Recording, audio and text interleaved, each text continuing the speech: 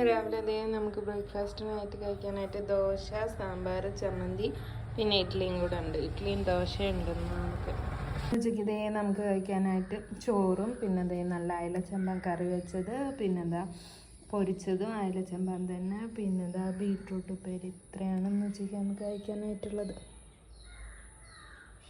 കുറച്ച് കഴിഞ്ഞപ്പോൾ നമ്മൾ ബത്തക്ക കഴിക്കാനായിട്ട് മുറിച്ചിട്ടെടുത്ത് പിന്നെന്താ കഴിക്കാനായിട്ട് ഉണ്ണിയപ്പെടുത്ത് ഇതെന്ന് പൂർണിമേമ അവിടെ ഉണ്ടാക്കിയിട്ട് കൊടുത്ത് വെച്ചതാണ് പാപ്പൻ്റെ അടുത്ത്. അവനെ കാണാൻ വന്നപ്പോൾ അപ്പോൾ കുറേ ഉണ്ടായിരുന്നു, ഞങ്ങൾ കഴിച്ച് തീർത്ത്. ഉണ്ണിയപ്പതേ ഞാൻ 3 കൂടെയുള്ള നിറയെ ഉണ്ടായിരുന്നു, ഒരു പൊതി നിറയെ കഴിച്ച് വെച്ച് തീർന്നു. പിന്നെ അത് ഈ കേക്കും പാപ്പം വരുമ്പോൾ കൊണ്ടുവന്നാ ഇതും കൂടെ കഴിക്കാനായിട്ട് എടുത്തു.